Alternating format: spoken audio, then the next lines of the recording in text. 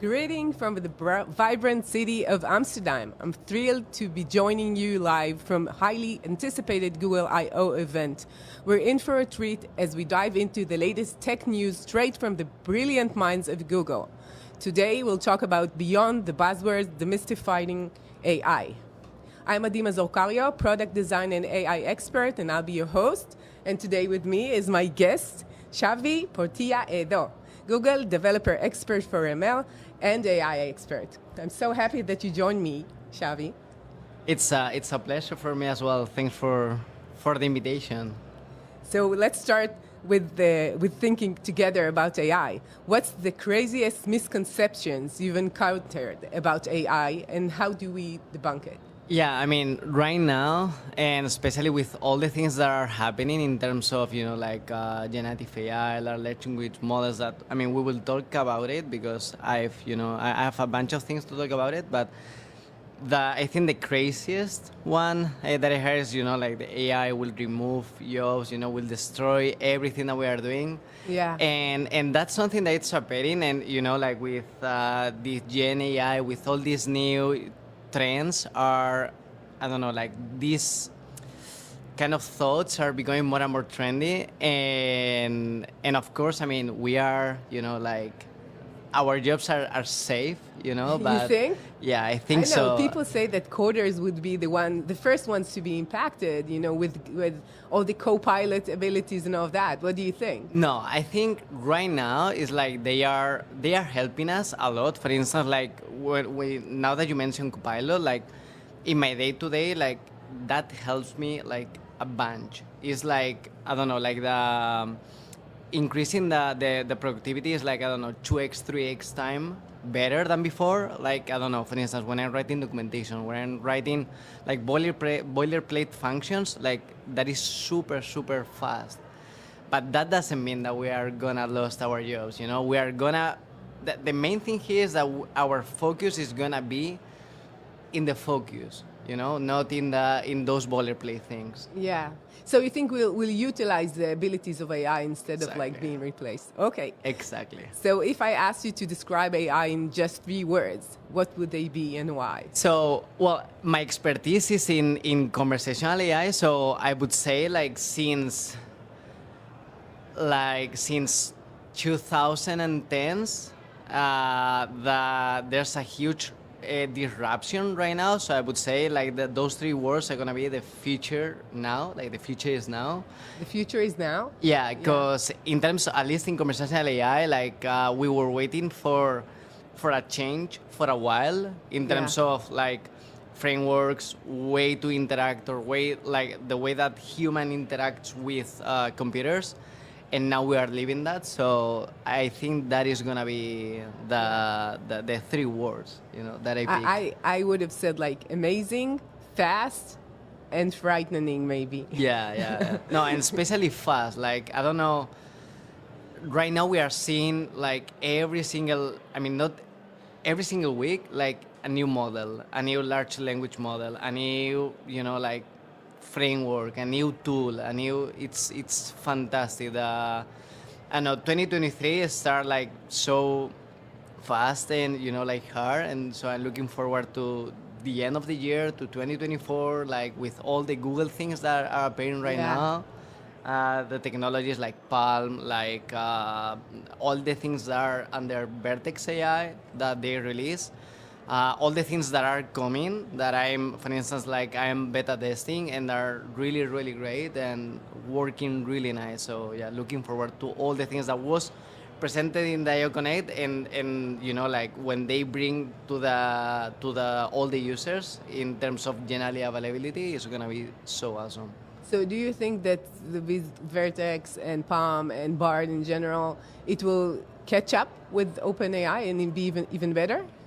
I mean, OpenAI was the first one. So when you are the first one,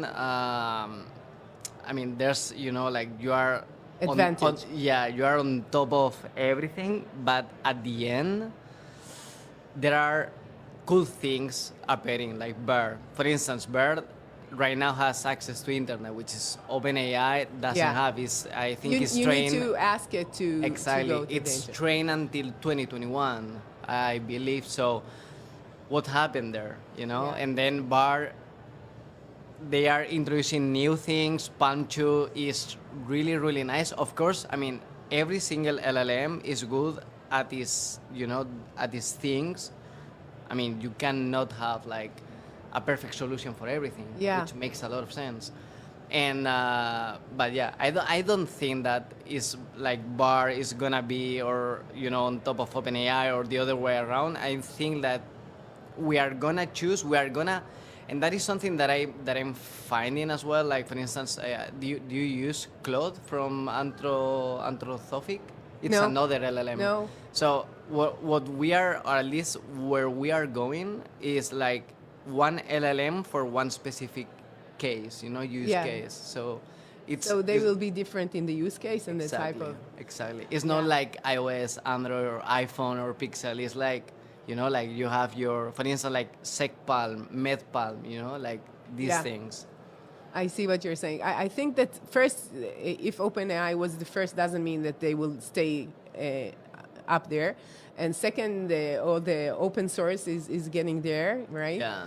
And I see that Google is investing lots of efforts and resources on that. Yeah. For sure, they have lots of that data, more than, I guess, anyone else. Exactly. So, And that's something that you will see in terms of papers. Like OpenAI was there, but if you take a look to the papers, like most of them are papers from Google researchers, you know? Yeah. So yeah, it's a mix of everything, but yeah, it's gonna be interesting. So how can we ensure responsible AI development and mitigate potential risk of privacy and security? That's quite interesting. So the other day, I don't know if the people that are hearing us, if they did the Hugging Face course, like that. There's one introductory course, and there is one chapter about the Responsible AI, yeah. AI. And that's highly recommended because in terms of responsible AI, like for instance, like Copilot, like all these things, we have to make sure that everything is, or that we are using the AI in the correct way, that we are using, or that we are training our models with correct data. Because for instance, with Copilot, when you are typing like, I don't know, like bar password equals, and then Copilot recommends you a password, Yeah. that is because of something, you know, because Yeah. on Copilot is trained using the GitHub code, the open one, and that means that there are passwords there. Wow. You know, so yeah, we have to be very careful with all these things. Be like mindful in terms of like understanding the input that we are giving, the output, and what is happening inside. I mean, because right now AI is like a black box, you Yeah. know, like there's input, there's output, and Nobody could matter know. what is happening inside, you know. Yeah.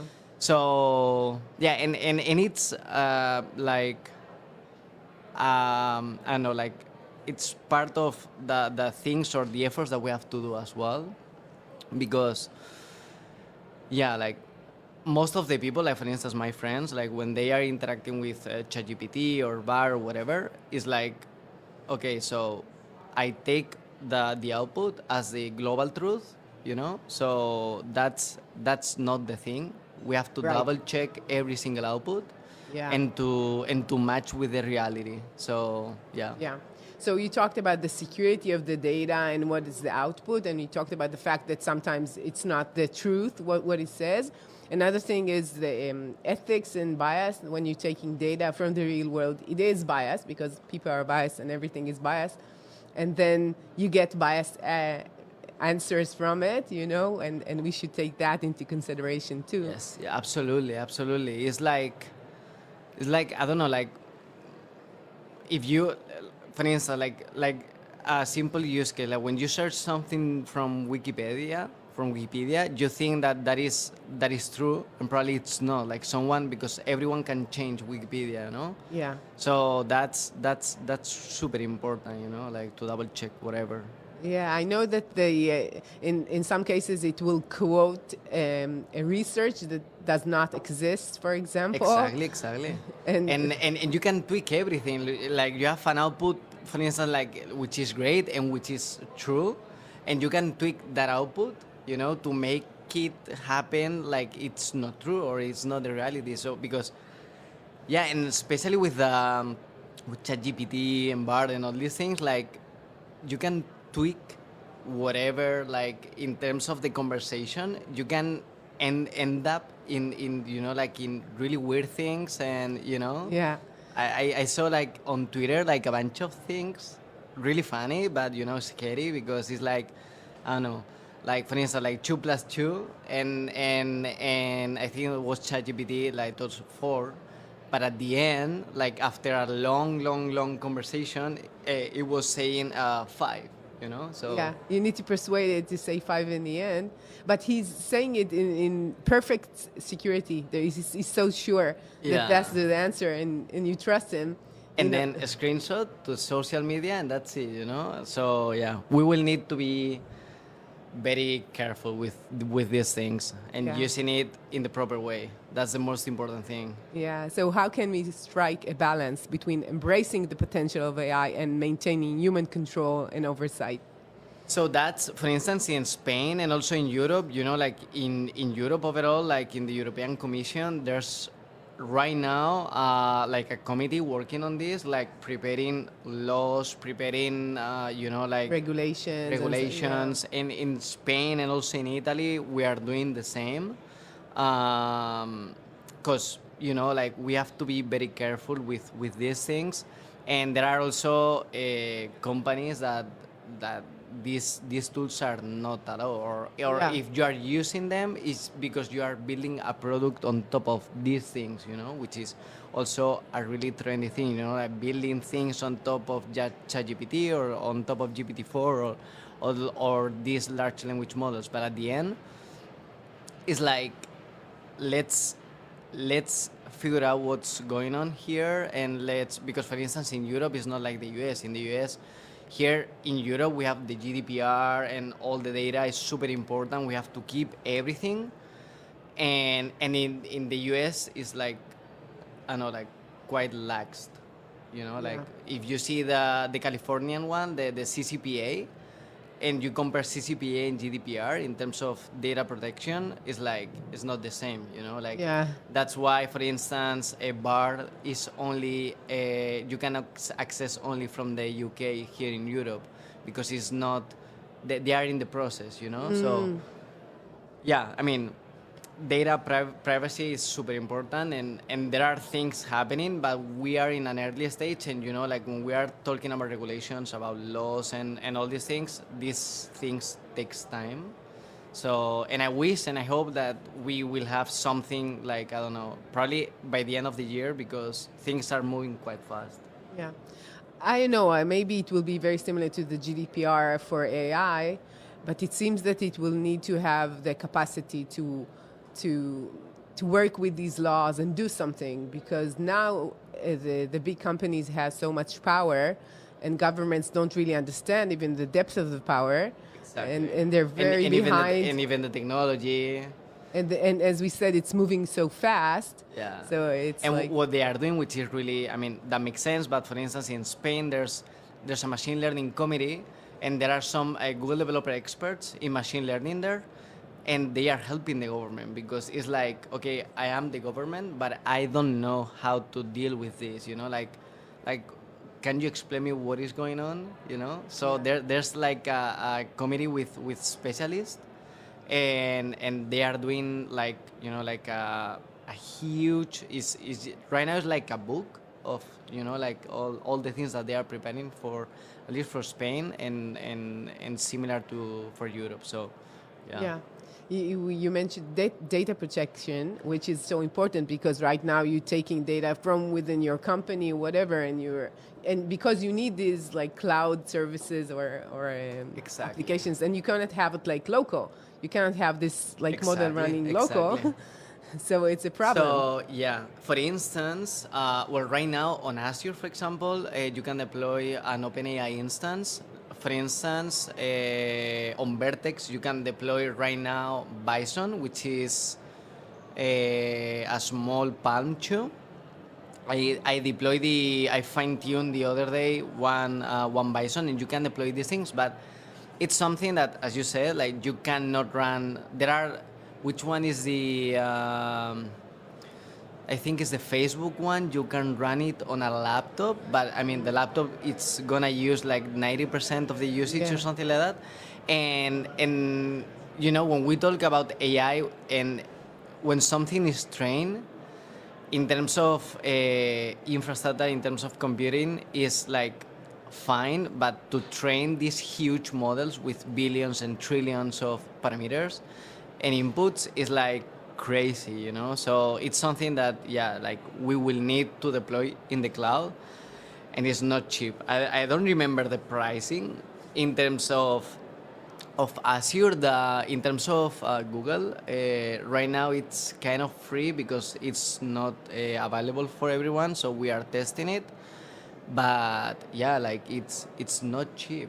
Yeah, and these models are very hard. This is why only the big companies could have the capacity to do so. Exactly. And that's why OpenAI went to Microsoft, because they need that. And in terms of privacy that we were talking, the only way to have privacy is instead of using public instances, like instead of going to chat.openai .ai, I think. .ai, yeah. Instead of ChatGPT.ai.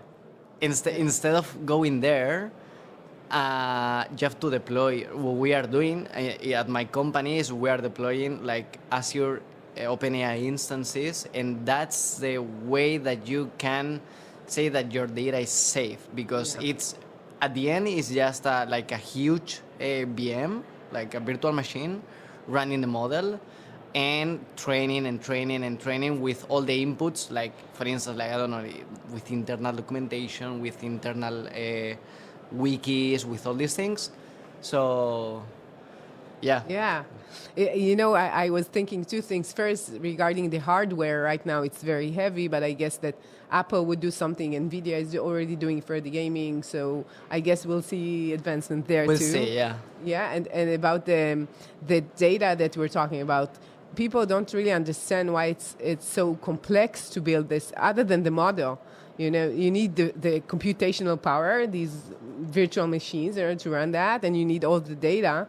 So you need a capacity to use these machines. My question is, if I'm training, let's say your company is training your virtual machine on Azure, would it go somewhere to the general model? Like, let's say you're getting information from your company, and maybe your competitors would be able to use some of the advantages, not even the private data of your clients. Like, maybe it will go there, and then it will be powerful in that domain too.